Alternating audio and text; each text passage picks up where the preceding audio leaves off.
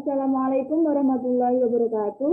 Kami dari kelompok 3, di sini kami akan menganalisis suatu kasus dengan tema radikalisme dalam beragama dengan judul Terorisme Terlaknat 2018, Bom Sekeluarga Mengguncang Surabaya. Kami yang beranggotakan saya sendiri, Aziza Nurulaili, dan teman saya, Tatiana Zahyaningrum, Sumairatu Nurul Fadilah, Isti Munawaroh. Pertama-tama kita harus mengenal apa itu radikalisme dalam beragama.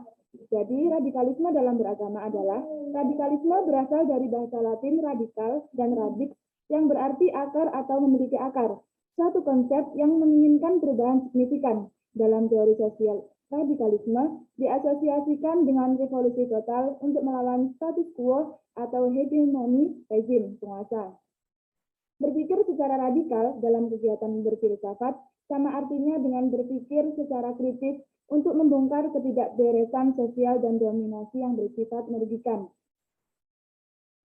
Selanjutnya, faktor penyebab munculnya radikalisme. Yang pertama adalah faktor sosial politik.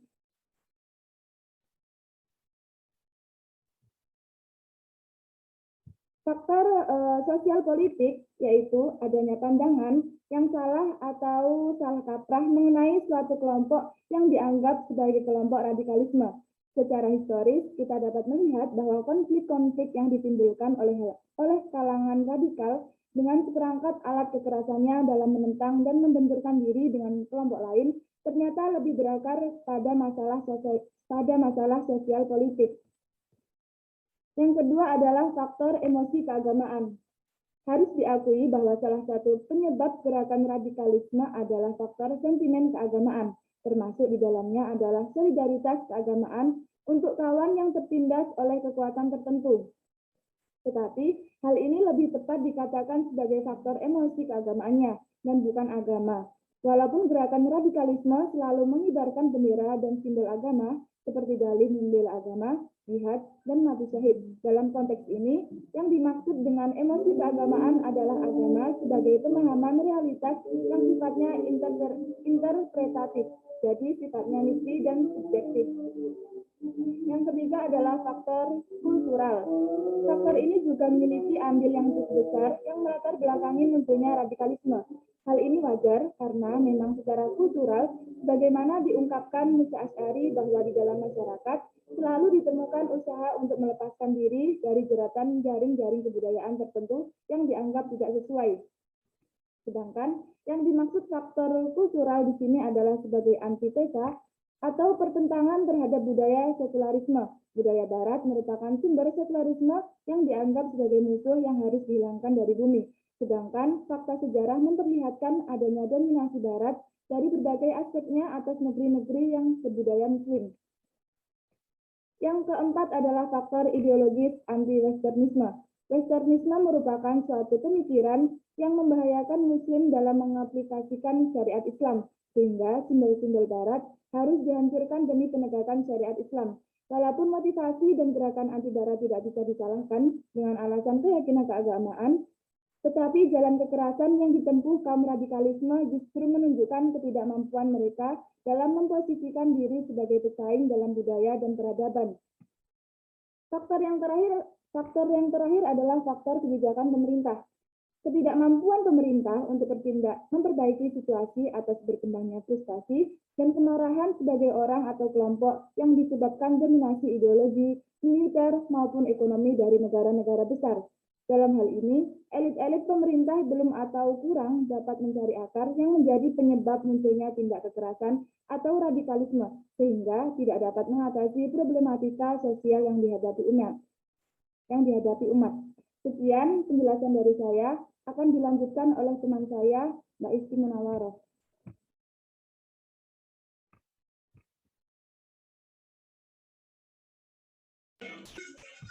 Oke, baik.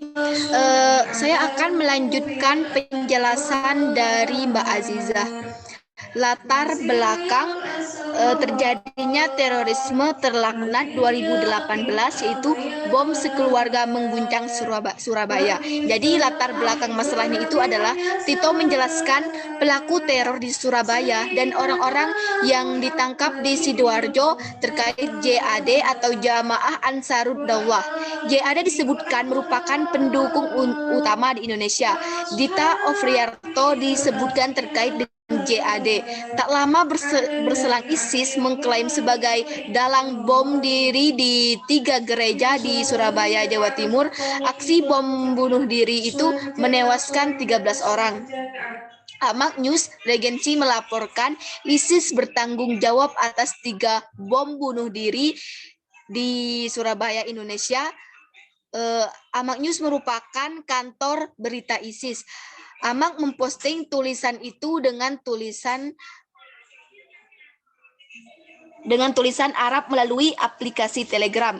Kemudian tulisan itu diterjemahkan dan dimuat di situs komunikasi intelijen anti-teroris Sintailer Group.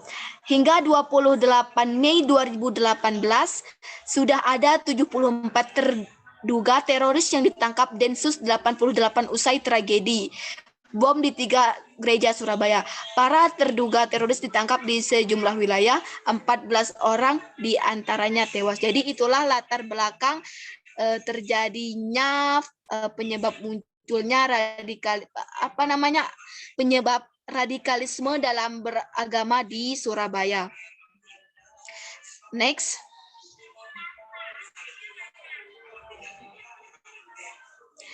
Tujuan penelitiannya. Yang pertama, untuk mengetahui pemahaman lebih dalam mengenai radikalisme dalam beragama. Jadi, dengan adanya kejadian-kejadian tersebut, kita bisa tahu bahwa radikalisme dalam beragama itu adalah akan menyebabkan terkikisnya Pancasila Indonesia. Karena kita Indonesia itu adalah negara yang majmuk, yang tentunya berbeda suku, berbeda ras, dan tentunya adanya perbedaan agama antara satu dan dengan yang lain. Yang kedua, untuk mencegah terjadinya radikalisme dalam lingkungan sekitar. Dan yang ketiga, untuk mengetahui faktor terjadinya radikalisme dalam beragama.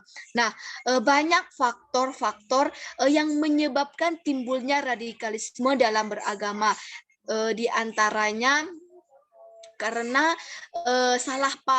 terjadinya salah paham di dalam agama tersebut, sehingga menyebabkan banyak hal-hal yang terkadang tidak ada diajarkan dalam agama tersebut.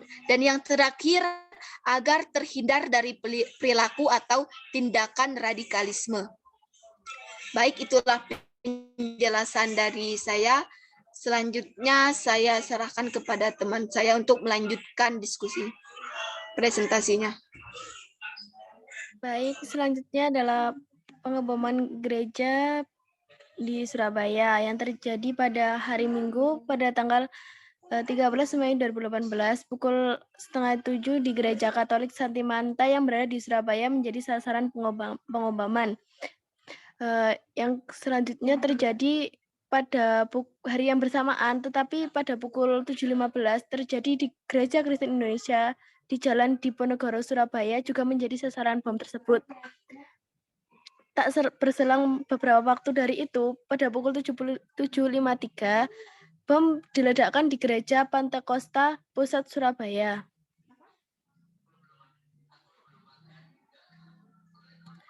Ledakan bom pada hari itu mengungkapkan modus terorisme, yakni menyertakan anak-anak kandung pelaku. Next.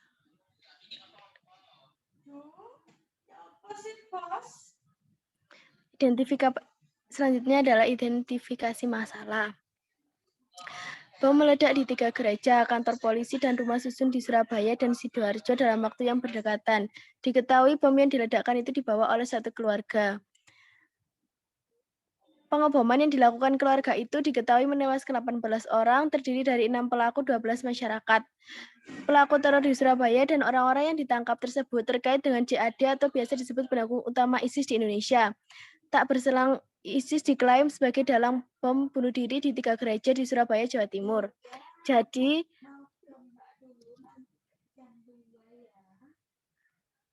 bom tersebut diketahui diledakkan oleh satu keluarga, yakni seorang sepasang pasutri dan ketiga anaknya, dan hanya ada satu anak yang diketahui tidak meninggal. Pelaku teror di Surabaya tersebut adalah orang-orang yang ditangkap di Sidoarjo terkait Jamaah Ansarud Daulah.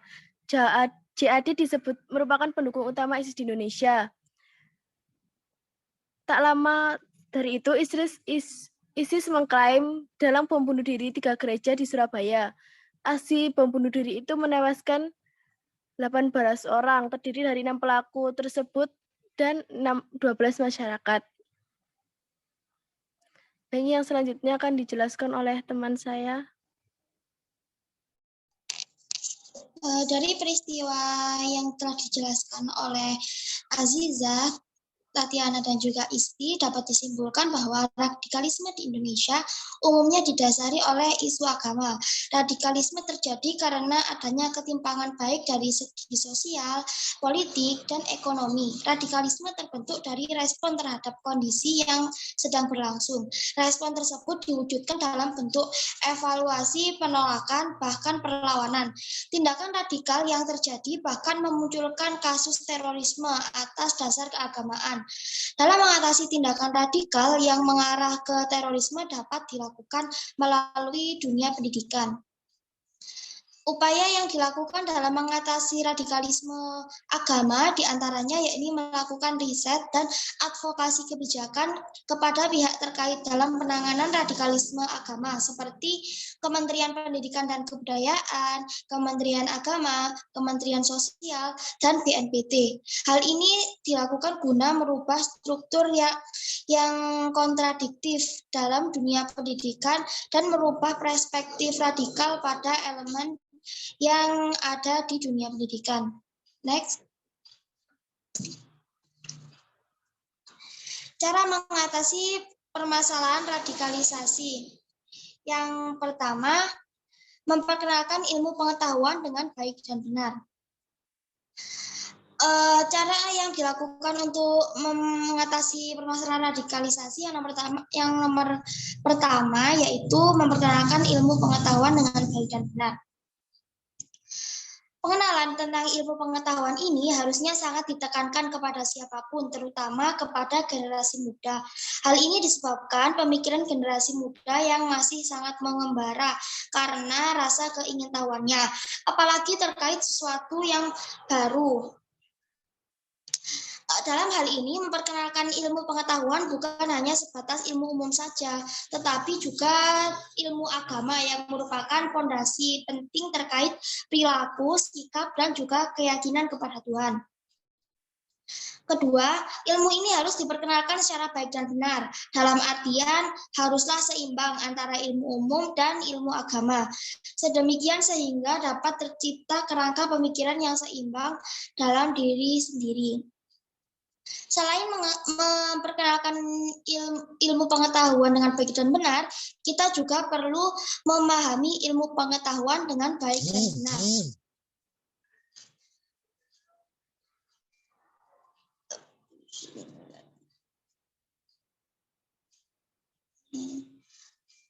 Hal kedua yang dapat dilakukan untuk mencegah pemahaman radikalisme dan tindak terorisme ialah memahamkan ilmu pengetahuan dengan baik dan benar. Setelah memperkenalkan ilmu pengetahuan yang dilakukan dengan baik dan benar, langkah berikutnya tentu saja yaitu memahamkan ilmu pengetahuan tersebut. Karena tentunya tidak hanya sebatas mengenal, pemahaman terhadap ilmu juga diperlukan. Sedemikian sehingga apabila pemahaman akan ilmu pengetahuan baik ilmu umum dan ilmu agama sudah dicapai, maka kekokohan pemikiran yang dimiliki akan semakin kuat. Dengan demikian, maka akan mudah goyah dan terpengaruh pemahaman radikalisme sekaligus tindak terorisme dan tidak menjadi penyebab lunturnya Bhinneka Tunggal Ika serta penyebab lunturnya Bhinneka Tunggal Ika sebagai semboyan Indonesia. Yang ketiga, meminimalisir kesenjangan sosial. Caranya ialah pemerintah harus mampu merangkul pihak media yang menjadi perantaranya dengan rakyat sekaligus melakukan aksi nyata secara langsung kepada rakyat. Begitu pula dengan rakyat, mereka harus juga selalu memberikan dukungan dan kepercayaan kepada pihak pemerintah bahwa pemerintah akan mampu menjalankan tugasnya dengan baik sebagai pengayom rakyat dan pemegang kendali pemerintahan negara. Yang keempat, menjaga persatuan dan kesatuan. Menjaga persatuan dan kesatuan juga bisa dilakukan sebagai upaya untuk mencegah pemahaman radikalisme dan tindak terorisme di kalangan masyarakat. Sebagaimana kita sadari bahwa dalam sebuah masyarakat pasti terdapat keragaman atau kemajemukan, terlebih dalam suatu negara yang merupakan gabungan dari beberapa masyarakat, dari berbagai masyarakat. Oleh karena itu, menjaga persatuan dan kesatuan dengan adanya kemajemukan tersebut sangat perlu dilakukan untuk mencegah masalah radikalisme dan terorisme. Salah satu yang bisa dilakukan dalam kasus di Indonesia ini adalah memahami dan menjalankan nilai-nilai yang terkandung dalam Pancasila sebagaimana semboyan yang tertera di sana, ialah Bhinneka Tunggal Ika. Itu berbeda-beda tetapi tetap satu jua. Yang nomor 5, mendukung aksi perdamaian. Aksi perdamaian mungkin secara khusus dilakukan untuk mencegah tindakan terorisme agar tidak terjadi. Kalaupun sudah terjadi, maka aksi ini dilakukan sebagai usaha agar tindakan tersebut tidak semakin meluas dan dapat dihentikan. Namun apabila kita tinjau lebih dalam bahwa munculnya tindakan terorisme dapat berawal dari muncul pemahaman radikalisme yang sifatnya baru, berbeda, dan cenderung menyimpang sehingga menimbulkan pertentangan konflik. Oleh karena itu, salah satu cara untuk mencegah hal tersebut terjadi, agar hal tersebut tidak terjadi, ialah dengan memberikan dukungan terhadap aksi perdamaian yang dilakukan, baik oleh negara, oleh pemerintah, organisasi masyarakat maupun perseorangan. Nah, selanjutnya berperan aktif dalam melaporkan tindak radikalisme. Berperan yang dilakukan di sini ialah ditekankan pada aksi melaporkan kepada pihak-pihak yang berwenang apabila muncul pemahaman radikalisme dan tindak terorisme, entah itu kecil maupun besar. Contohnya, apabila muncul pemahaman baru tentang keagamaan di masyarakat yang menimbulkan keresahan, maka hal pertama yang bisa dilakukan agar pemahaman radikalisme tidak berkembang hingga menyebabkan tindak terorisme yang berbau kekerasan dan konflik ialah melaporkan atau berkonsultasi pada tokoh agama dan tokoh masyarakat yang ada di lingkungan tersebut. Dengan demikian, pihak tokoh-tokoh dalam mengambil tindakan pencegahan awal, seperti melakukan diskusi tentang pemahaman baru yang muncul di masyarakat tersebut dengan pihak yang bersangkutan. Yang nomor 7, meningkatkan pemahaman akan hidup kebersamaan. Meningkatkan pemahaman tentang hidup kebersamaan juga harus dilakukan untuk mencegah munculnya pemahaman radikalisme dan terorisme. Meningkatkan pemahaman ini ialah harus mempelajari dan memahami tentang artinya hidup bersama-sama dalam bermasyarakat, bahkan bernegara yang penuh keberagaman, termasuk di Indonesia sendiri. Sehingga sikap toleransi dan solidaritas perlu diberlakukan. Di samping menaati semua ketentuan peraturan yang sudah berlaku di masyarakat dan negara, dengan demikian pasti tidak ada pihak-pihak yang merasa dirugikan karena kita sudah paham menjalani hidup secara bersama-sama berdasarkan ketentuan-ketentuan yang ditetapkan di tengah-tengah masyarakat dan negara. Yang kedelapan, menyaring informasi yang didapatkan. Menyaring informasi yang didapatkan juga merupakan salah satu cara yang dilakukan untuk mencegah pemahaman radikalisme dan tindakan terorisme. Hal ini dikarenakan informasi yang didapatkan tidak selamanya benar dan harus diikuti. Terlebih dengan adanya kemajuan teknologi seperti sekarang ini, di mana informasi bisa datang kapan saja dan di mana saja, sehingga penyaringan terhadap informasi tersebut harus dilakukan agar tidak menimbulkan kesalahpahaman di mana informasi yang benar menjadi tidak benar dan informasi yang tidak benar menjadi benar.